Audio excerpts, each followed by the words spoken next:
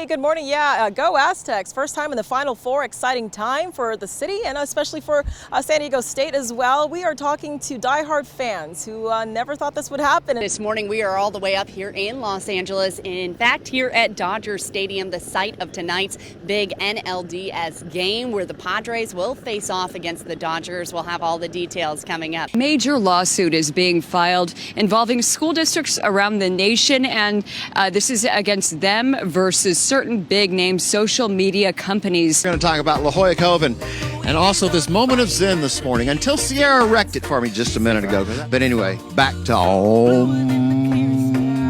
Essentially turn public parking spots in San Diego into encampments, makeshift encampments that could allow people to set up tents overnight. Just come back from Paris. I was in my own restaurant and I was standing there and Princess Diana walked in.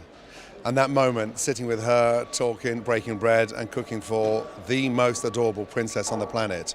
I still tell my 3 daughters now, she was graceful, she was humble, and she was just a delight to cook for. We're taking a trip to the ocean. 48 of the best and junior surfers taking their shot at waves as one round took place this morning. Hey. This event is really special to me because it's here at home. This is where I've grown up surfing, and yeah, it's amazing to have the opportunity to fight it out with all of the world's best juniors for a world title. So they picked a pretty good week to have some great waves. Championship's going to continue this week. It's free to watch. Stay tuned. If Logan and I are going to just synchronize our phase. They hosted their first ever winter blood drive at Petco Park earlier today.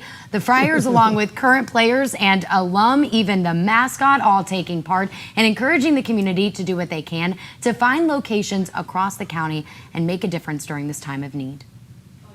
In my family, we've had 2 people that have needed blood transfusions. First of all, my wife, when she was younger, was in a car accident. She was hit by a drunk driver, and she was dead on the scene there.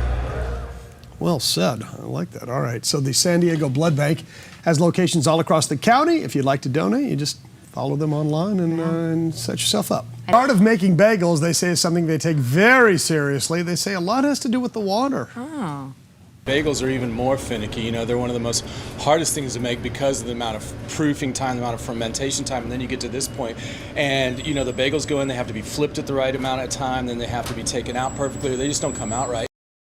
Tiago? Ooh, a little bit of everything. Something there. Yeah. Wow. This looks good. And Glorious Bagels, they are open daily from 6:30 in the morning until 2. Today, we're celebrating 50 years, and they're expecting around 5,000 visitors.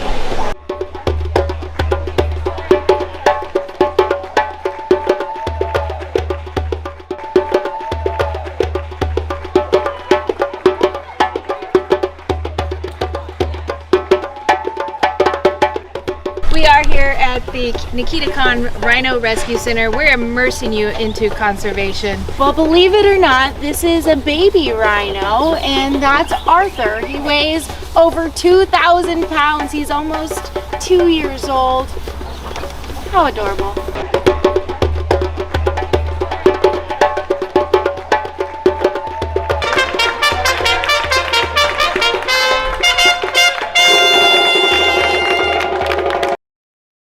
Splashdown.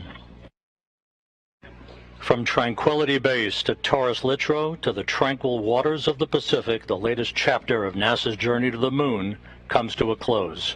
Orion, back on Earth.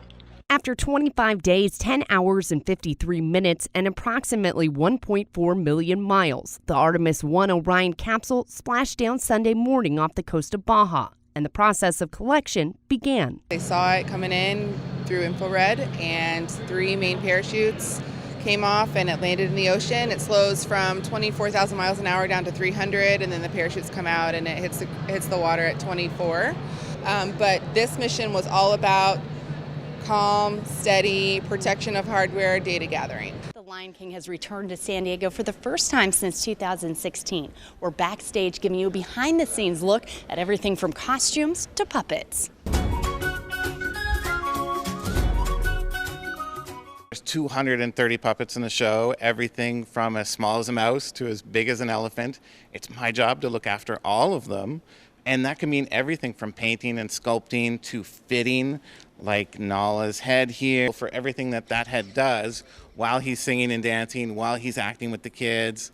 All of that happens at the same time. You know, the circle of puppets, singing, dancing, all of that. And so we do get to practice with the puppets, so that way I would know what it felt like, because it's different than if you're just wearing the harness and legs in rehearsal. Putting the full costume on, it's hot.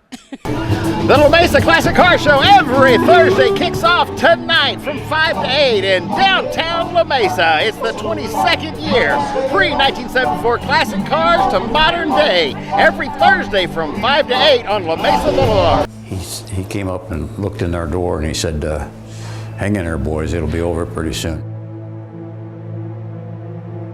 They took us to the airport, and we stood in line, and they checked our names off and returned, and we boarded the airplane.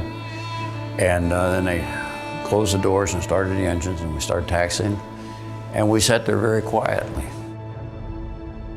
Finally, we got to the coastline of North Vietnam, and a pilot came on the ICS and said, gentlemen, we just passed out of North Vietnamese airspace. And they flew us back to the United States and reunited with our families. We've been waiting for years for this. 3, 2, 1, ignition, engines full power, and liftoff of Transporter 7. Go Falcon, go Transporter. He started flying when he was 14. My grandfather was a pilot as well, so it's in our blood. He had a passion for aviation, started out in that, and then put it off for a while when he went to college, and then was drafted to Vietnam, came back and got back into aviation, but went into air traffic control. And did that for many years. Pretty much our whole family in some way is connected to aviation now. I've wanted to fly, be a pilot, for as long as I can remember. I want to be a pilot, and I know I will. I was really fascinated with airplanes, aviation, all that stuff. I know my grandfather had a passion for it. I know I had a passion for it. I feel like I'd be doing a disservice if I didn't do what he did, you know, reach for the stars. And just, I would definitely say he had a lot to do with my decision to be a pilot, but I would also say I think I probably inherited the flying bug from him as well. Roman, his passion for aviation has grown on our entire family.